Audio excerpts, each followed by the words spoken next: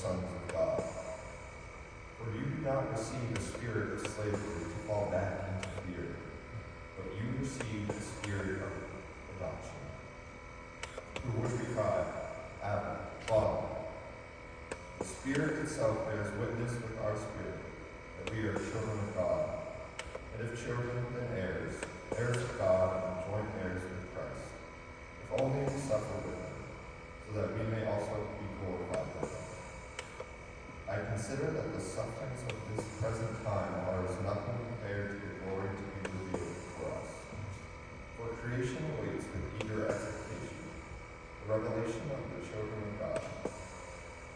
For creation was made subject to futility, not of its own accord, but because of the one who subjected it, in hope that creation itself would be set free from slavery to corruption, and share in the glorious freedom of the children of God.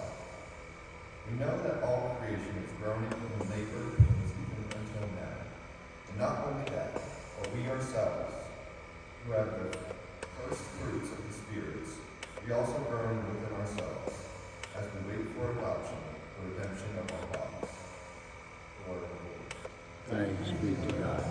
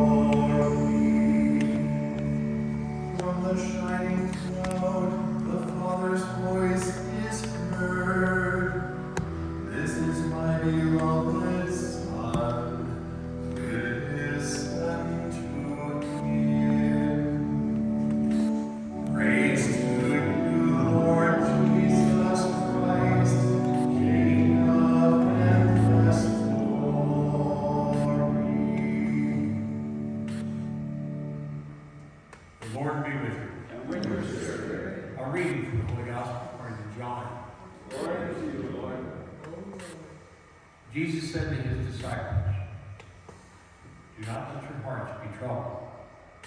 You have faith in God, have faith also in me. In my Father's house there are many dwelling places. If there were not, would I have told you that I am going to prepare a place for you? And if I go and prepare a place for you, I will come back again and take you to myself, so that where I am, you also may be. Where I am going, you know the way." Thomas said to him, "Master, we do not know where you are going. How can we know the way?" Jesus said to him, "I am the way, and the truth, and the life. No one comes to the Father except through me." Gospel of the Lord. Praise to you, Lord Jesus Christ.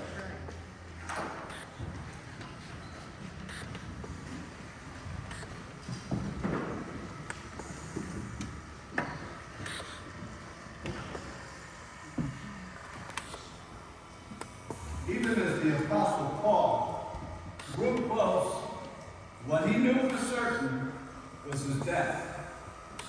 Paul looked back with deep confidence upon a life so very well lived. Of course, it wasn't a perfect life, but it had been a life in which he had finished what he had started in the work of faith. By committing himself to an eternal course, Paul could face his own death with a sense of peace, that there was something beyond death that gave both his life and death greater meaning.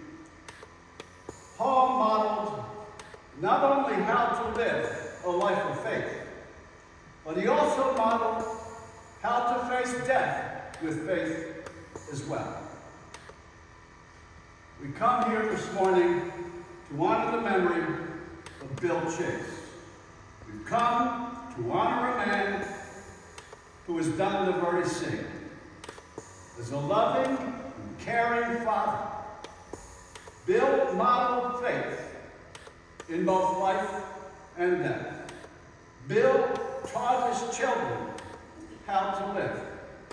He also taught them how to face death, because good fathers do that.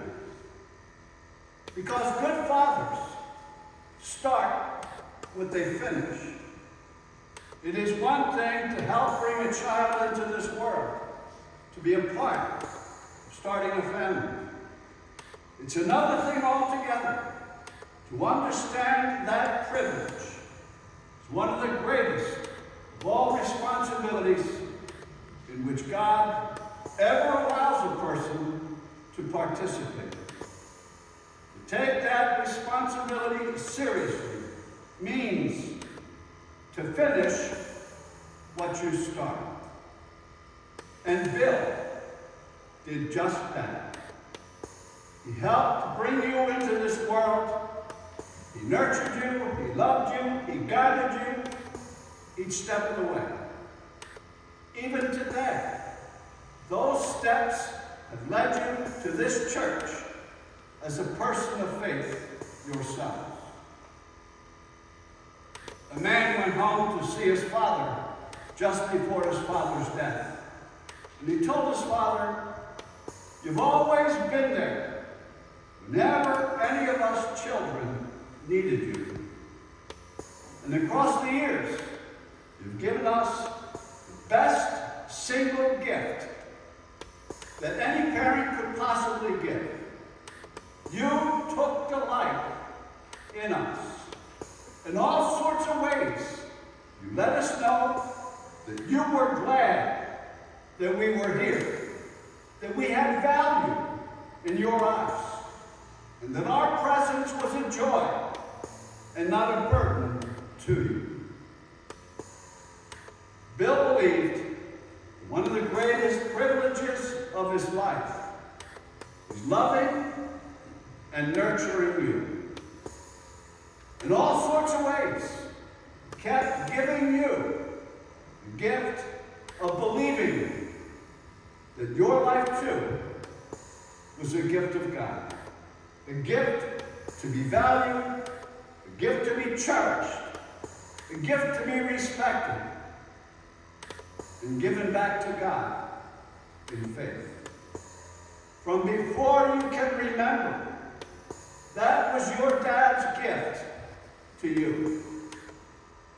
Good fathers start the work of faith in themselves, and they finish it in their children.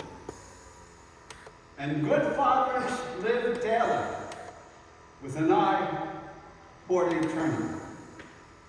The Apostle Paul spoke of an ultimate reward for his faith and of his longing for the Lord's return. The steps of his daily life were ordered by the belief that every day should be judged against its eternal value. Good fathers teach their children to walk the same way in simple faith, that doing what is right brings its own ultimate reward. An elderly gentleman once revisited his childhood home, the place where his father had farmed for many, many years. It was for the man a touching moment. As he walked through the place his father had cleared by hand with mule team and axe so he could raise his crops. And 70 years later, this man was startled to see how the woods had reclaimed their place as its own, and they had reverted to its original status, without so much as a remaining furrow to mark my father's back-breaking labors, which must be something of a parable of all human endeavors. It is true that so much of what we do in this life seems ultimately futile. We wonder about its value if it doesn't outlast us. Yet good fathers know that the only thing that outlasts them is the investment they make by faith in the lives of those they love. It's not the furrows that we plow on this earth that remain, but the furrows of character that we help shape in the lives of our children that have eternal value. Bill Chase kept his hand to the plow, and he stayed the course of his life with an eye toward eternity. His work has and will outlive him, even in those who have come to grieve his passing this day. Bill Chase has taught all of us something about how to live. He's taught us all something about how to die. Bill Chase finished the course of faith that was his. And now it's our turn to do the same. May God be praised. Now and forever.